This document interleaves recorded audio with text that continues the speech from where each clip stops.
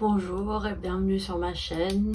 Je m'appelle Paune et j'ai 27 ans. J'ai été diagnostiquée autiste cette année, en février. Et je fais des vidéos pour partager mon expérience en tant qu'autiste diagnostiqué tardivement. Cette vidéo est un peu particulière pour moi parce que depuis que j'ai commencé ma chaîne en janvier, j'ai vu toutes mes vidéos en anglais. Déjà parce que l'anglais c'est un de mes intérêts spé et parce que je vivais en Angleterre et la majorité du contenu que je regarde sur YouTube en général et spécifiquement sur l'autisme est en anglais. Donc c'était plus logique pour moi de faire des vidéos en anglais. Mais je suis revenue en France il y a à peu près un mois, après une absence de 7 ans. Je suis née en France, j'y ai vécu les premières 20 années de ma vie.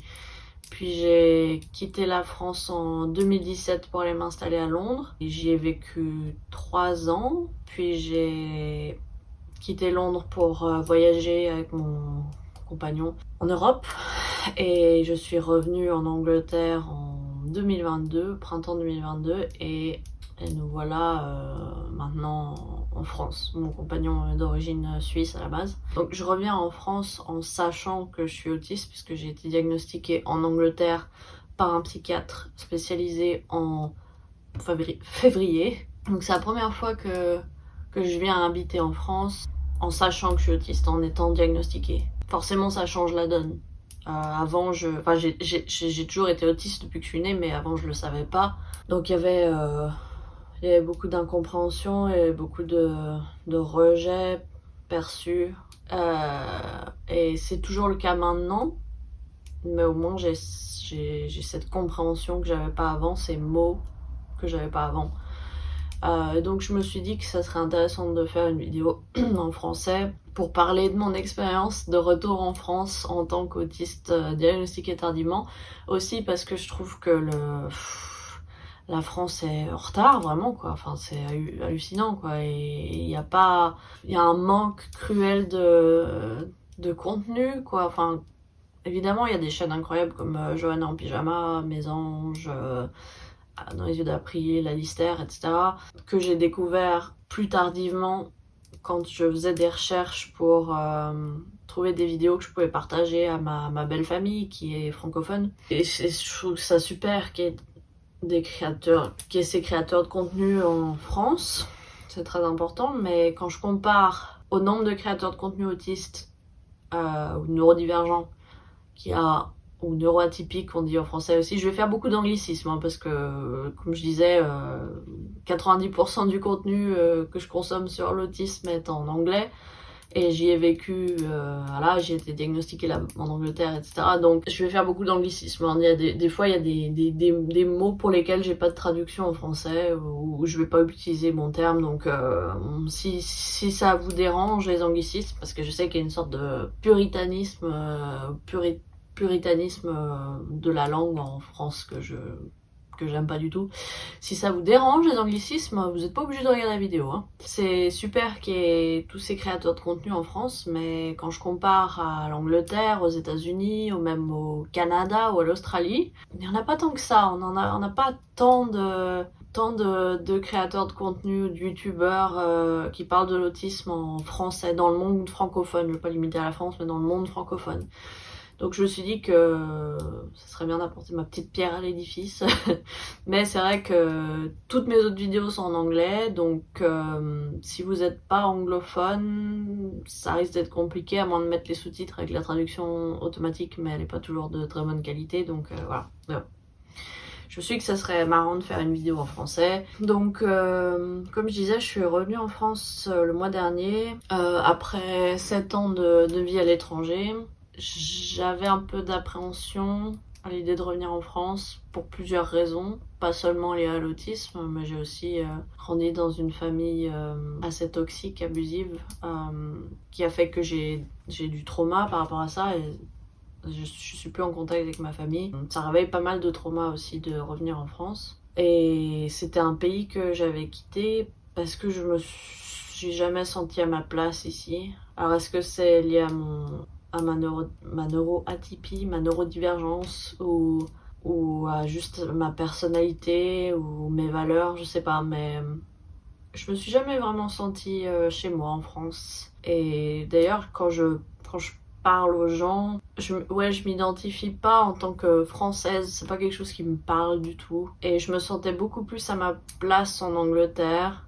Il y a des gens que ça rend furieux d'entendre ça parce qu'il y a une sorte de fierté en France de la France, c'est le meilleur pays du monde et tu verras, si tu pars à l'étranger, tu vas forcément revenir un jour parce que tu vas réaliser à quel point la France est meilleure. C'est pas pour ça que je suis revenue, juste pour qu'on soit clair.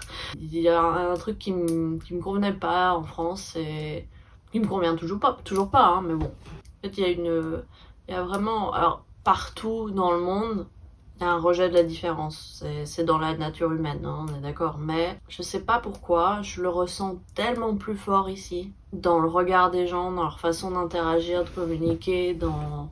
Je sais pas, il y a un tel jugement en France, jugement de l'autre, jugement de la différence qui est... Ça donne froid dans le dos, quoi. Donc bien sûr, j'ai pas été diagnostiquée en tant qu'autiste pendant que j'étais enfant, ado ou jeune adulte. Hein. J'avais lu quelque part que la France est le pays qui donne le moins de diagnostics d'autisme, ce qui me surprend pas. J'ai l'impression que de manière globale, la France a toujours au moins 20 ans de retard sur tout. Cette vidéo va se transformer en tout ce que je n'aime pas dans la France. Tout ce que je n'aime pas en France. Mais ouais, il y a toujours beaucoup de retard. Et alors, sur certains points, il y a des choses très bien hein, au niveau de l'aide sociale, etc. L'accès à l'éducation et à la santé, plus ou moins gratuitement. Enfin, il y a des choses qui sont super hein, comparées à d'autres pays, je dis pas. Hein. Et c'est quand même un pays relativement moderne, mais il y a des mentalités, des trucs, et même au niveau de la technologie, de l'administration, c'est juste pas possible. Enfin, j'ai l'impression de faire un bond dans le passé en venant ici, quoi, après avoir vécu 5 ans et demi en Angleterre où tout se fait en ligne, il y a quasiment jamais besoin de faire des appels téléphoniques, enfin c'est beaucoup plus autism friendly, comme on dit, c'est beaucoup plus adapté aux autistes. C'est vrai que c'était revenir ici il y a un mois, c'était un peu une grosse baffe pour moi. Ça m'a rappelé tout ce qui me convenait pas ici en fait quand je suis partie. Le fait que l'administration est très très complexe et compliquée et inaccessible.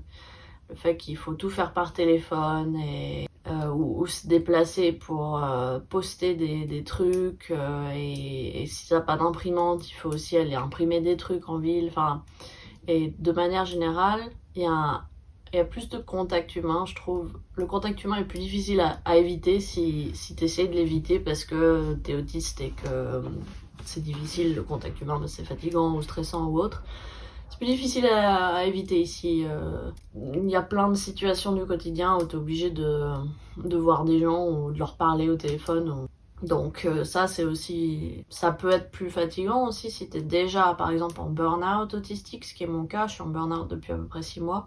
J'avoue que je trouve, bon c'est aussi parce que on vient seulement de s'installer donc il y a plein de démarches administratives qui seront plus nécessaires de faire par la suite. C'est vrai que j'ai eu du mal depuis qu'on est arrivé à me reposer parce qu'il y a tout le temps des démarches, des trucs à faire qui requièrent de socialiser en fait. Et un des trucs qui m'ont le plus frappé, et c'était un truc que je redoutais un peu en venant, c'est que il n'y a pas tellement d'awareness, il n'y a pas tellement de...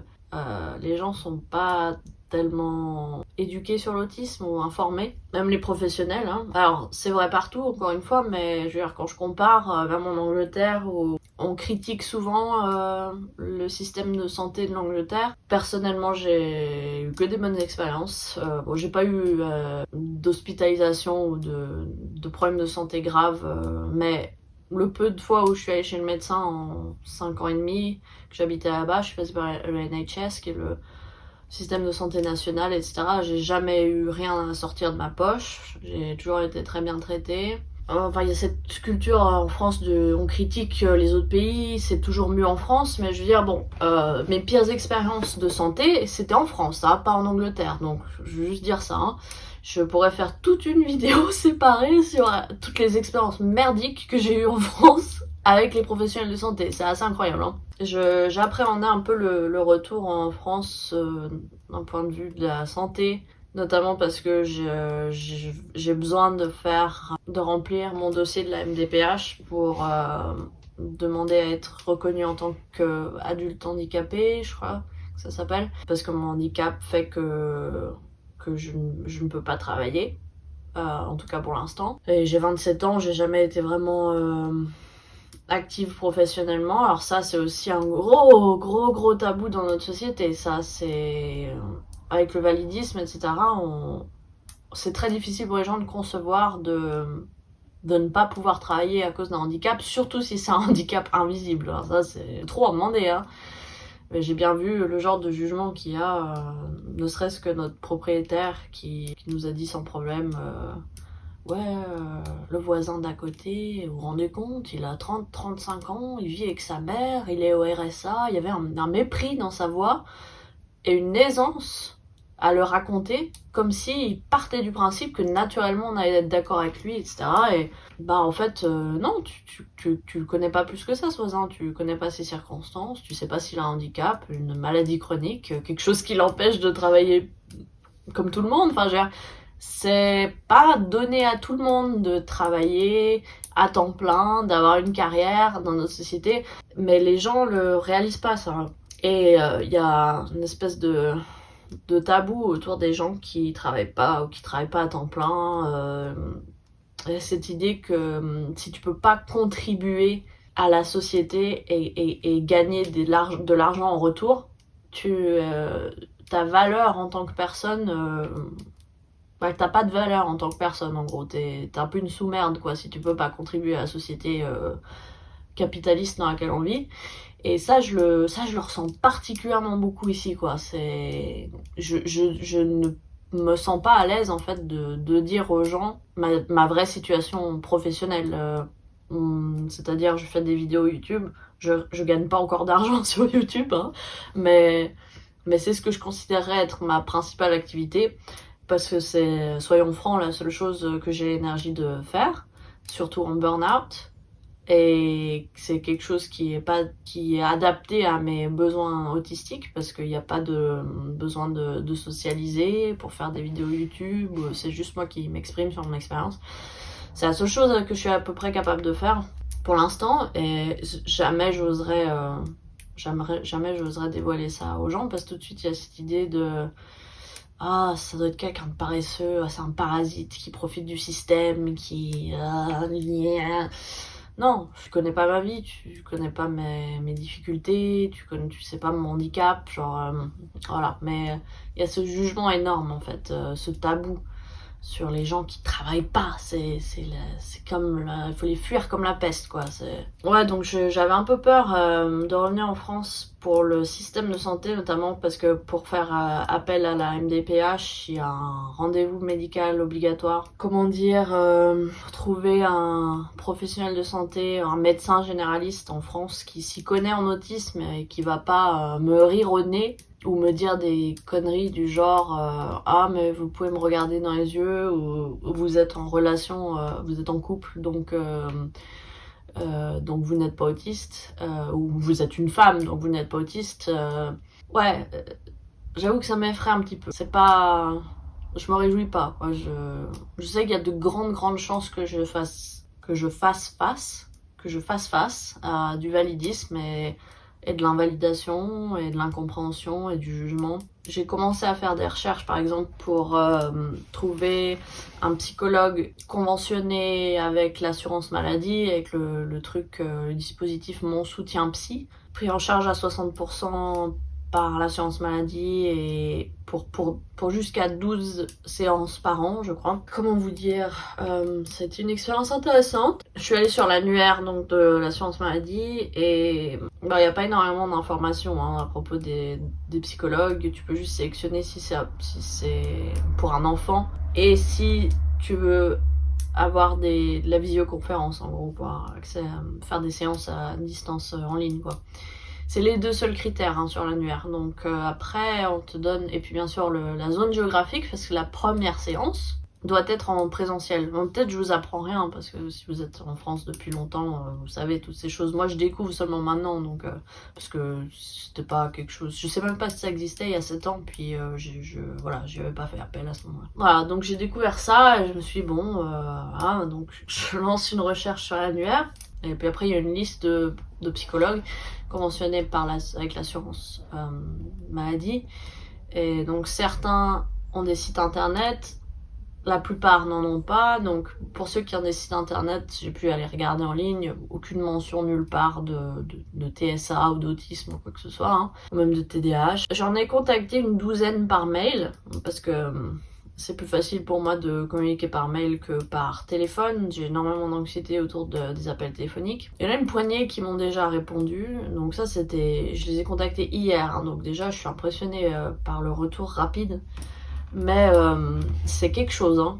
C'est quelque chose, donc surtout ceux qui m'ont répondu, il y avait qu'une ou deux personnes qui avaient l'air de s'y connaître. Donc en gros, j'ai contacté ces psychologues en disant, je recherche quelqu'un qui s'y connaît en autisme et en masking autistique, parce que les deux sont indissociables, hein, surtout quand t'es diagnostiqué tardivement. C'est moins une question de femmes et d'hommes. Je sais qu'on met beaucoup l'accent sur l'autisme féminin, etc. C'est bon, c'est un peu un concept sociétal qui n'existe pas vraiment, mais quand tu es diagnostiqué tardivement, autrement dit pas dans l'enfance, et encore, même pour les personnes diagnostiquées tôt, il y a beaucoup de masking, mais bon. C'est moins une question de genre, on veut toujours mettre dans les boîtes d'un côté les femmes, de l'autre côté les hommes, hein, dans la société, mais c'est moins une question de genre et plus une question d'individu et de comment tu as été socialisé, conditionné, etc. Mais pour moi, le masking et l'autisme sont indissociables. Donc, j'ai contacté ces psychologues en disant que je cherchais quelqu'un qui s'y connaît là-dedans. C'est un peu un test pour voir aussi, parce qu'il y a certains professionnels qui vont dire qu'ils s'y connaissent, mais pas vraiment, et on arrive à le voir dans leur terminologie, quoi. Et ça a été le cas, là. Donc il y a des psychologues qui m'ont répondu franchement qu'ils y connaissaient rien, etc. D'autres, donc un ou deux, qui ont l'air de vraiment s'y connaître, mais moi, je ne peux que faire des hypothèses, parce que je l'aurais pas... J'ai juste échangé un ou deux mails avec, hein, donc je ne connais pas la profondeur de leur savoir dans l'autisme, mais d'après ce qu'ils disaient dans leurs mails, ils avaient l'air de s'y connaître un minimum.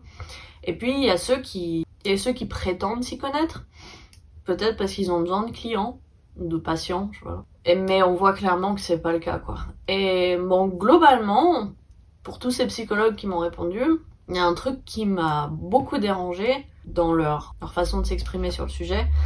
Il y a une sorte d'inconfort, de mal-être autour du sujet, de tabou, on n'ose pas trop appeler un chat, quoi. C'est vraiment un truc que j'ai remarqué. En parlant avec ces psys, il y en a aucun. Alors moi, j'utilise le mot autisme, autiste, hein. Pour moi, c'est pas un gros mot, c'est juste le bon mot pour décrire mon expérience, mon handicap. Et je dis une personne autiste et pas une personne avec autisme ou je sais pas quoi, parce que pour moi, c'est inséparable de ma personne, de mon identité, etc. Donc, dans mon mail, je parlais de personnes autistes et de masking autistique, etc. Et aucun des psychologues ne m'a répondu en utilisant ces mots. Comme si c'était... Enfin, c'est Voldemort, hein. C'est le mot à ne pas dire. Autisme, c'est... On me répond en me disant celui dont on ne prononce pas le nom, en gros. Donc j'ai eu droit à... Donc les moins graves, c'était personne avec TSA, troubles autistiques, etc. Mais j'ai quand même eu droit à...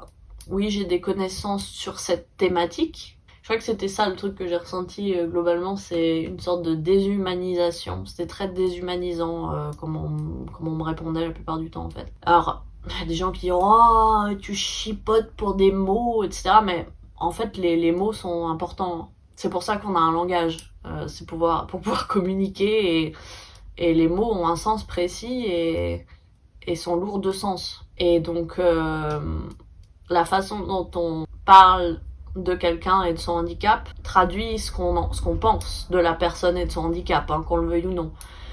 Et suis sûre que ces personnes, pour la plupart, ne sont pas mal intentionnées ou se sont même sûrement pas rendues compte. Mais l'impression que ça rendait était vraiment particulière. Le pire que j'ai eu, je crois que c'était quelqu'un qui m'a répondu qu'elle avait de l'expérience, elle a déjà travaillé avec quelques personnes ayant plus ou moins de tels comportements. Celui-là, il m'est resté un petit peu en travers de la gorge. Parce qu'il y a beaucoup de choses là-dedans. Ouais, celui-là, il m'a marqué parce que il est chargé, il est lourd de sens, il est très chargé ce message. Il y a un sous-entendu de déni un peu, je dirais, d'invalidation de plus ou moins de tels comportements. Moi, je comprends derrière que ça ressemble un peu ça revient un peu à dire que tout le monde est un peu autiste de nos jours, ou qu'il y a des gens qui sont plus autistes que d'autres, ou enfin une mécompréhension de ce que c'est que l'autisme et le spectre autistique en fait, qui traduit bien que la personne n'a pas autant d'expérience ce qu'elle a l'air de dire. Mais il y a un mépris qui se dégage de ce message qui, moi, alors peut-être d'autres personnes réagiraient différemment, hein, on est tous différents, mais c'est vrai que quand on est neurodivergent, on a tendance à être sensible au rejet, même au rejet perçu, qui n'est pas forcément un rejet réel, mais on le perçoit comme un rejet. Et voilà, là, j'avoue que quand je lis ce message, je me sens toute petite en fait. Je me sens pas comme une personne, je me sens pas considérée comme une personne, je me sens objectifiée, je me sens déshumanisée et j'ai l'impression que je suis réduite à un comportement, à un ensemble de comportements. Je suis un cas d'étude, je suis pas une personne en fait. Ou je suis un trouble. Ou voilà, il y a toujours cette idée de trouble, on ne dit pas autisme, autiste, on dit TSA, trouble du spectre autistique. C'est très pathologisé et déshumanisant, quoi. Je veux dire, autiste ou pas, on reste des personnes en fait avec un vécu, une sensibilité, une individualité qui a pas l'air d'être reconnue quand je lis ce genre de choses. Donc j'avoue que ça m'a un peu refroidi. Bon, dans le lot, il y a quand même un psy qui a l'air de s'y connaître pas mal. Oui, il y a aussi quelqu'un qui avait l'air qui a l'air d'avoir très envie d'avoir un nouvel patient, un nouveau client. Un nouvel patient, j'ai dit. Un nouveau patient, un nouveau client. Qui m'a répondu qu'elle avait de l'expérience sur cette thématique. Et j'ai répondu qu'est-ce que vous savez du masking autistique, etc.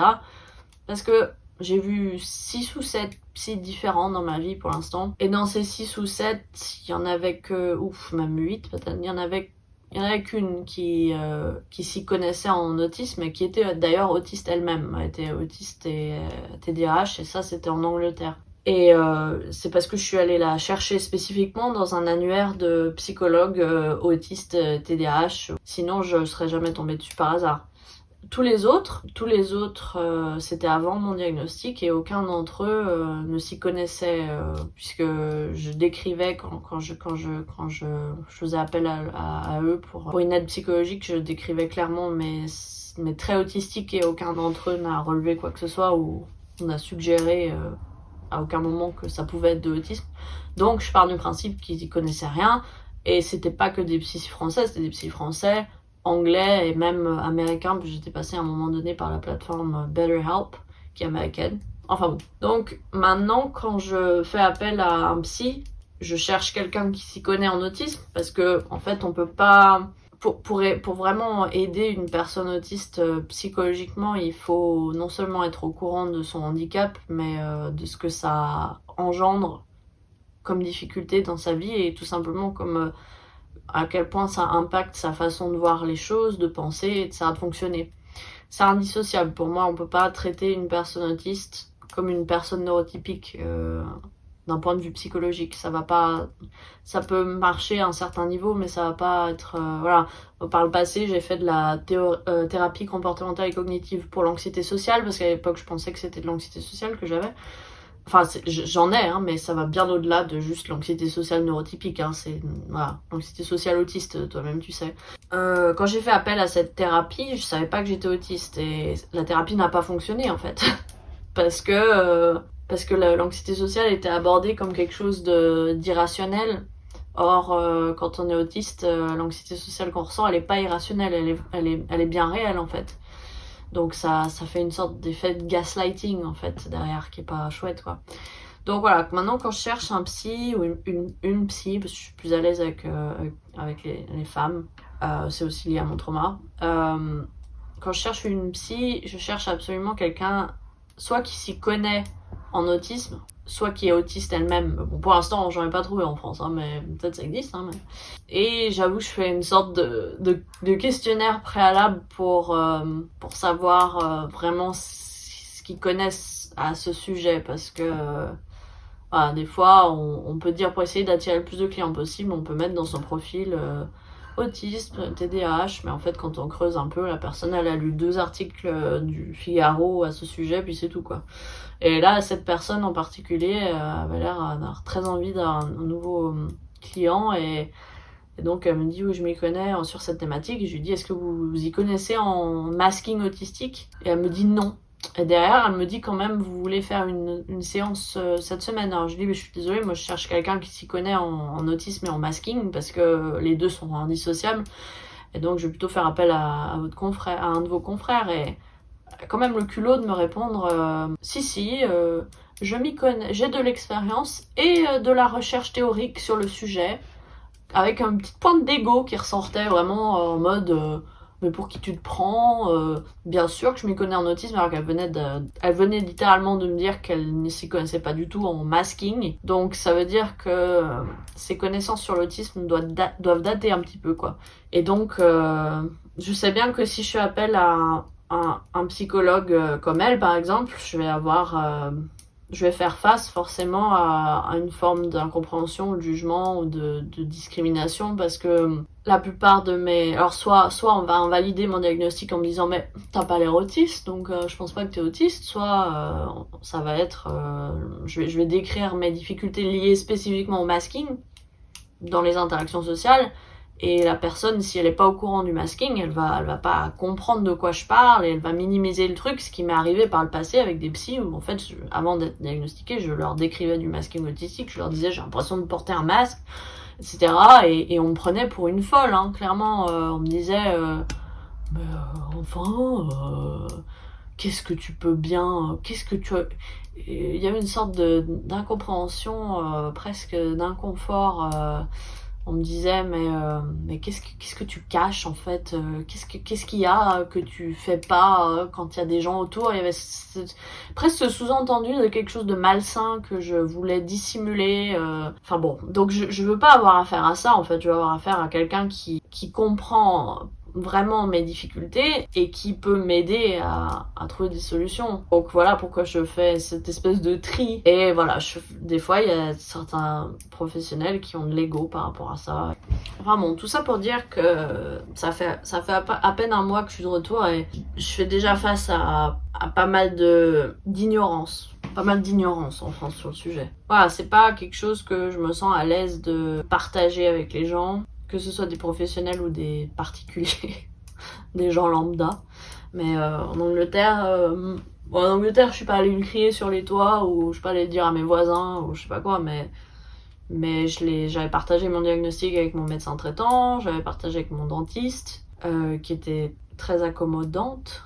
J'ai pas reçu de jugement ou autre, quoi. En France, j'avoue que je suis un petit peu plus hésitante Enfin, j'ai vraiment entendu des témoignages de gens qui ont dit qu'ils avaient dû changer de médecin, changer de dentiste, changer de coiffeur, etc. Parce que quand ils partageaient leur diagnostic pour avoir accès à des aménagements liés à leurs difficultés, ils faisaient face à tellement d'incompréhension et d'invalidation, etc., que c'était juste pas tenable. Donc j'avoue que je me réjouis pas, je suis pas impatiente à l'idée de devoir partager mon diagnostic à mon futur médecin traitant ou autre. Et je sais même pas par où commencer, vers qui me tourner, à qui m'adresser pour trouver des professionnels qui s'y connaissent en fait, parce que alors je sais pas s'il existe peut-être il faut que j'aille voir dans les forums, peut-être on en est encore au forum en France, mais c'est vrai qu'en Angleterre, je passais beaucoup par Reddit par exemple, voilà, pour avoir un sentiment de communauté et puis il y avait aussi des meet-up, des sortes de rendez-vous vidéo tous les mois, spécialement conçue pour des personnes autistes de sexe féminin ou non binaire, etc. Donc c'était des ressources, des points de communauté vers lesquels je pouvais me tourner pour avoir des conseils, des recommandations, etc. J'avoue que depuis que je suis arrivée ici, bon ça fait pas très longtemps, mais je sais pas vraiment vers qui me tourner. J'ai trouvé que 2 groupes Reddit d'autisme France qui ont l'air complètement inactifs depuis des années. Il y a des groupes Facebook comme celui de Mésange, etc. Mais je sais pas. Peut-être, moi, je m'y connais pas énormément en Facebook, mais j'ai pas trouvé comment poster quelque chose dessus. Je sais même pas si on peut poster quelque chose dessus ou juste réagir au post des autres. Enfin bon. Donc je sais pas vraiment. En fait, j'aimerais avoir un endroit où je peux communiquer avec d'autres autistes en France et avoir des conseils et des recommandations. Et y en a pas parmi vous qui connaissent un médecin traitant ou un psychologue ou autre qui s'y connaît en autisme. Et enfin bon, vous voyez de quoi je parle, quoi. Peut-être je vais créer mon propre groupe, ma propre communauté pour avoir quelque chose de similaire. J'ai l'impression que ça manque un peu, ou peut-être que ça existe déjà et je sais pas, donc n'hésitez pas à me le dire en commentaire, mais j'avoue que j'ai ce truc de je sais pas vers qui me tourner pour avoir des recommandations, etc. et avoir ce sentiment de communauté, d'appartenance, quoi, à un groupe qui partagent les mêmes difficultés, les mêmes caractéristiques, etc. C'est un truc que j'aimerais bien retrouver ici. Je sais pas si je vais continuer à faire des vidéos en français. C'est assez différent. Je pense que de s'exprimer en différentes langues, ça permet de... Quand on parle plusieurs langues, ça permet d'exprimer différentes choses, ou en tout cas d'exprimer la même chose mais pas de la même façon. Je sais que par exemple... quand je parle avec mon conjoint, on est tous les 2 francophones natifs, on parle en français évidemment. Je parle de mes difficultés en français et après je fais mes vidéos en anglais pour ma chaîne, et quand il regarde mes vidéos en anglais, il me dit que il y a des choses qu'il comprend mieux en fait, ou qu'il comprend différemment en anglais qu'en français.